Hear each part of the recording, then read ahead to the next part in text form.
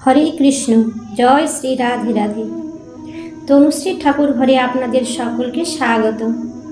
একটি বিশেষ একাদশী নির্জলা একাদশী বা পাণ্ডব একাদশী, একে ভীমসেনী একাদশীও বলা হয়।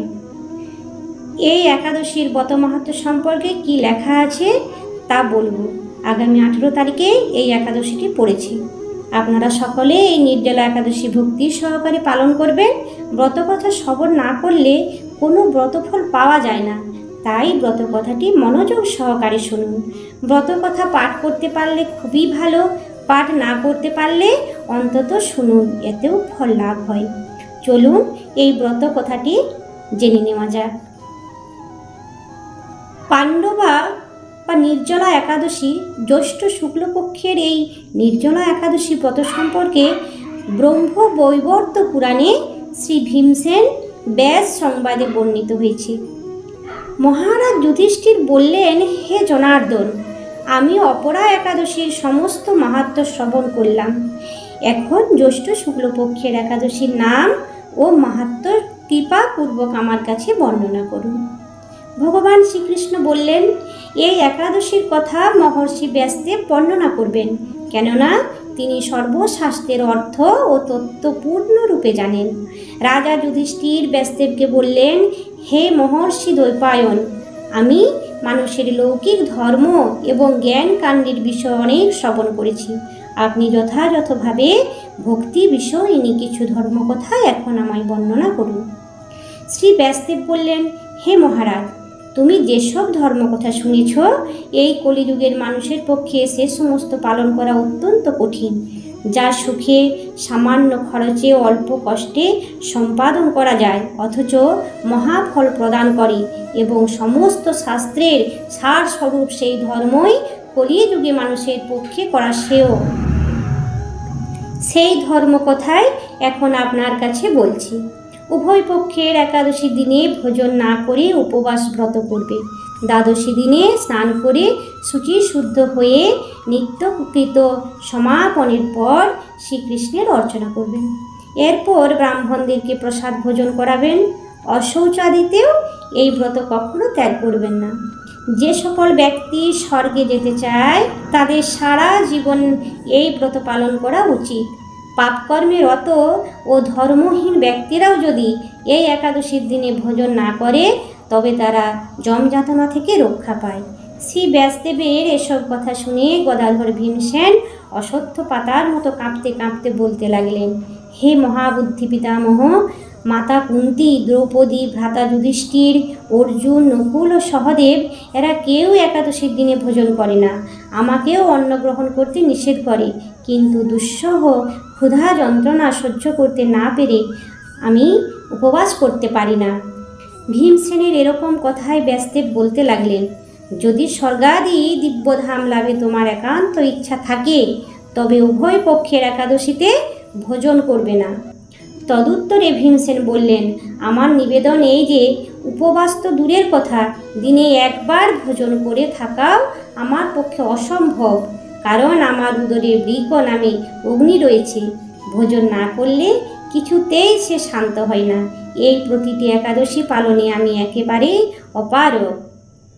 হে মহর্ষি, বছরের একটি মাত্র একাদশী পালন করে যাতে আমি দিব্যধাম লাভ করতে পারি, এরকম কোনো একাদশীর কথা আমাকে নিশ্চিত করে বলুন। তখন ব্যাসদেব বললেন, জ্যৈষ্ঠ মাসের শুক্লপক্ষের একাদশী তিথিতে জলপান পর্যন্ত না করে সম্পূর্ণ উপবাসে থাকবে, তবে আচমনে দোষ হবে না। ওই দিন অন্নাদি গ্রহণ করলে ব্রতভঙ্গ হয়।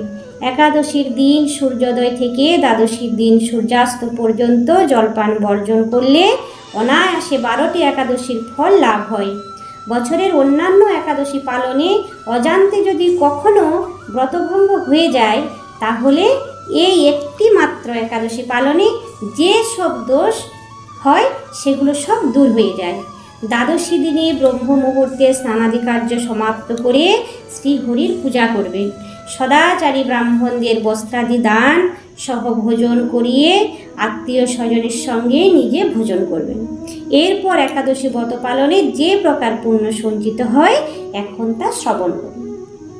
সারা বছর সমস্ত একাদশীর ফলই এই একটি মাত্র ব্রত উপবাসে লাভ করা যায়।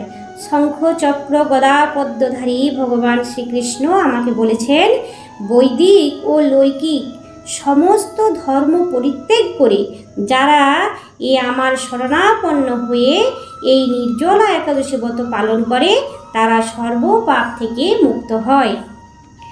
বিশেষত কলিযুগে ধন সম্পদ দানের মাধ্যমে সদ্গতি বা স্মার্ত সংস্কারের মাধ্যমেও যথার্থ কল্যাণ লাভ হয় না। কলিযুগে দ্রব্য শুদ্ধি নেই, কলিতে শাস্ত্রোক্ত সংস্কার বিশুদ্ধ হয় না, তাই বৈদিক ধর্ম কখনো সুসম্পন্ন হতে পারে না। হে ভীমসেন, তোমাকে বহু কথা বলার আর প্রয়োজন কি? তুমি উভয় পক্ষের একাদশীতে ভোজন করবে না। যদি তাতে অসমর্থ হও তবে জ্যৈষ্ঠ মাসের শুক্লপক্ষের একাদশীতে অবশ্যই নির্জলা উপবাস করবে। এই একাদশী ব্রত ধন ধান্য ও পুণ্যদায়িনী। যমদূতগণ এই ব্রত পালনকারীকে মৃত্যুর পরও স্পর্শ করতে পারে না। পক্ষান্তরে বিষ্ণুদূতগণ তাকে বিষ্ণু লোকে নিয়ে যান। শ্রী ভীমসেন ওই দিন থেকে নির্জলা একাদশী পালন করতে থাকায় এই একাদশী পাণ্ডবা নির্জলা বা ভীমসেনী একাদশী নামে প্রসিদ্ধ হয়েছে। এই নির্জলা একাদশীতে পবিত্র তীর্থে স্নান, দান, জপ, কীর্তন ইত্যাদি যা কিছু মানুষ করে তা অক্ষয় হয়ে যায়।